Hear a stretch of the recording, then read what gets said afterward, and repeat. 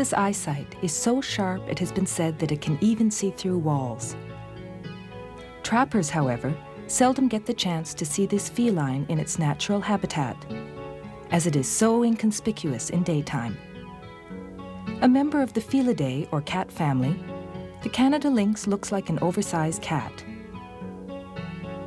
The adult weighs between 8 and 11 kilograms, 17.5 to 24 pounds, and from its nose to the tip of its short tail can be as long as 1 meter or about 3 feet.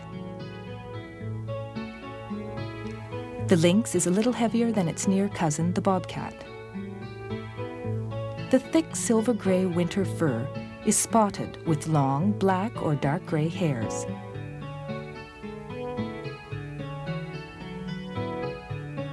However, it's easier to distinguish between these two carnivores by their tail coloring. The tip of the Canada lynx's tail is completely black, whereas the bobcat's has 3 or 4 black rings. The Canada lynx is also identified by the long tufts of black hair on its ear tips, longer than those of the bobcat.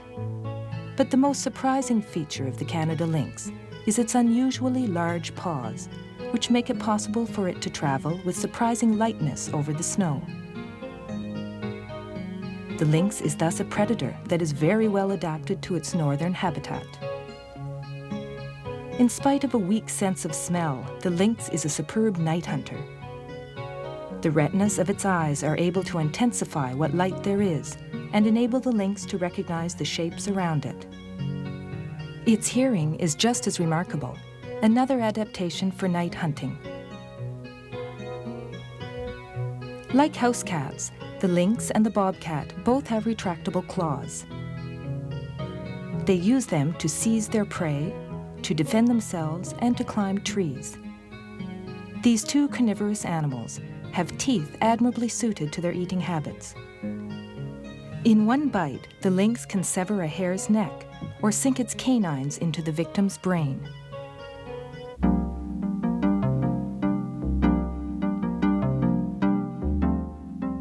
The territories of the Canada lynx and the bobcat divide North America roughly in half, but these territories don't overlap very much at all. The lynx is found in almost all regions of Canada, from Newfoundland to British Columbia, and as far north as the tree line in the Yukon and the Northwest Territories. It is also common in Alaska, except in the extreme west.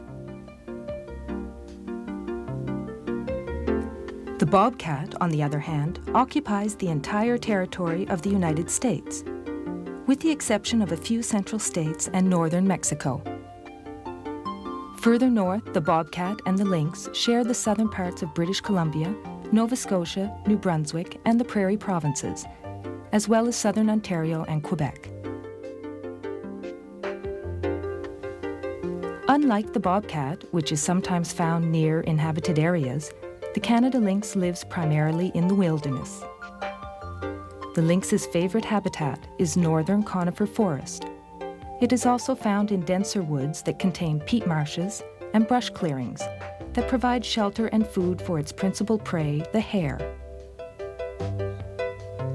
Lynx occupy a more or less defined home range of 15 to 40 square kilometers, 6 to 16 square miles. The size of the territory depends on the nature of the forest and the availability of food.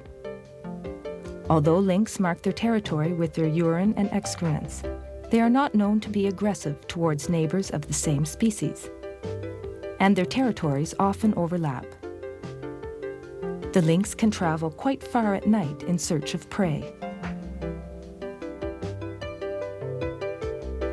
During the day, hollow tree trunks, rock cavities, or fallen trees provide temporary shelters.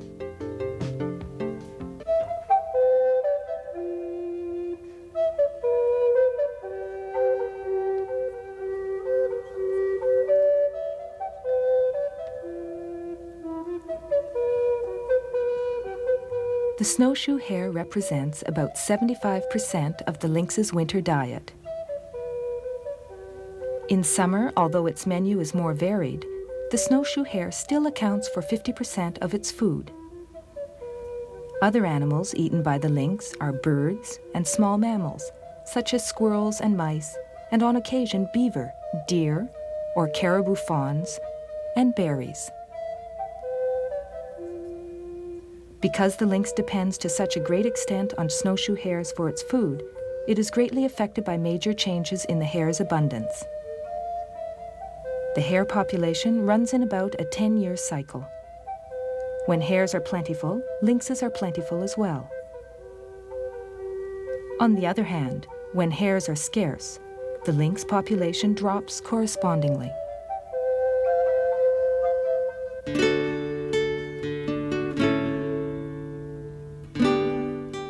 While the female lynx can breed for the first time at the age of 1 year, most of them do so at age 2. From then on, they generally breed every year.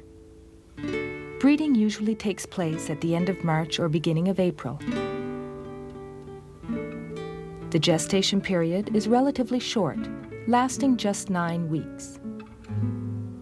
The young are born at the end of May or beginning of June.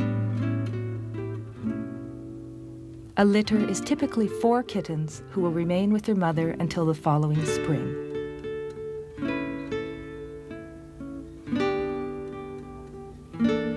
Females prefer to have their kittens in a rocky area, but will make do with a hollow tree trunk or dense bushy area.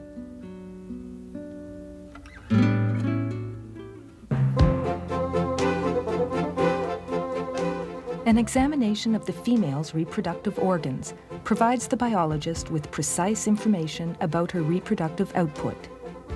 The number of placental scars usually represents the number of young she bore the previous spring.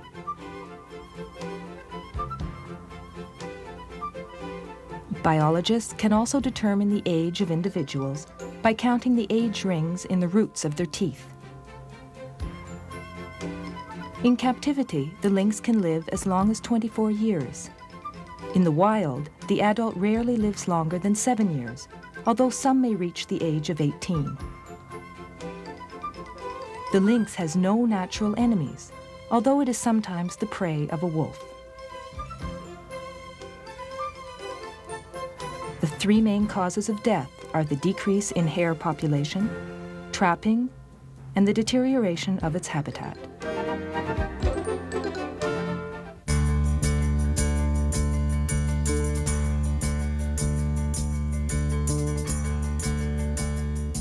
The Canada lynx is a representative species of the northern Canadian forest.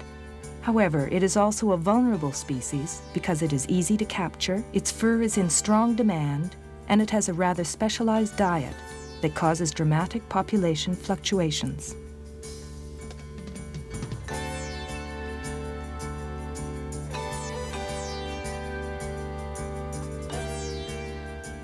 Various laws and regulations have been passed by provincial and territorial governments to ensure the survival of this species. These laws and regulations are not intended as arbitrary obstacles to penalize trappers, but rather as management tools that ensure the long-term availability of the species and thus the trapper's livelihood. The first one of these management tools is the trapper's license and the conditions attached to it. Licenses are issued in each jurisdiction. To control a resource well, it makes sense to know how many people are using it, and to regulate that number if it becomes necessary. In some jurisdictions, trappers must take a course before they can obtain a license. In addition, granting exclusive trap lines to trappers makes it possible for them to better manage the areas on a long-term basis. Good management also means that the Canada lynx cannot be trapped year-round. 2 important factors are considered when the trapping seasons are set. The first is the reproductive cycle of the species, and the second is the quality or primeness of the fur. In late autumn and early winter, lynx fur is at its best and is consequently the most valuable.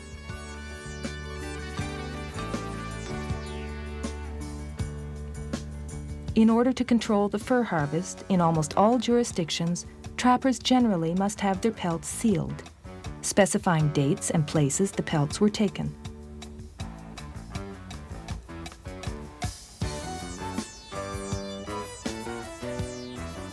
This information helps biologists to determine exactly how many lynx were trapped and where, so that they can monitor the lynx population. Adjusting trapping seasons and fixing quotas are appropriate measures, especially when the lynx populations are at their lowest levels. Because lynx populations run in cycles, the degree to which they are harvested must be adjusted to this cyclical phenomenon. During the period of scarcity, harvesting should be kept to a minimum or suspended altogether, depending on local conditions, because at this time the majority of the population is made up of adults. As the number of births increase and the population starts to recover, moderate trapping can be done.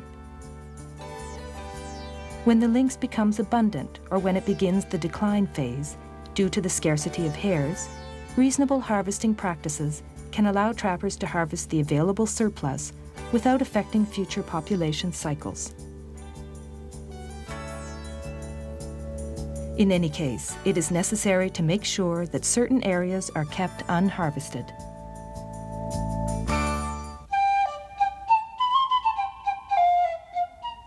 The work of biologists and technicians has proven to be essential in the management of the lynx as a resource. However, trapper collaboration is of equal importance, as only they can provide the specialists with the necessary information used to set quotas and seasons for sustained harvests of this resource.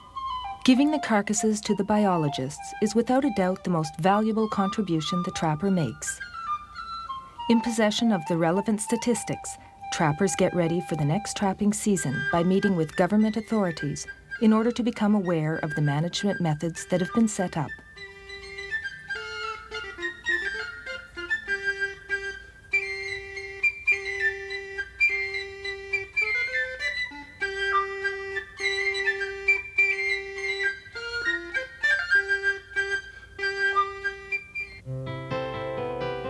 The life cycle of the Canada lynx, including its vulnerabilities, is well understood. Modern management techniques that are now at our disposal, such as quotas, registrations of captures, time and length of seasons, and the excellent cooperation of the trappers themselves, mean that the lynx will remain a common fur-bearing inhabitant of the northern Canadian forest.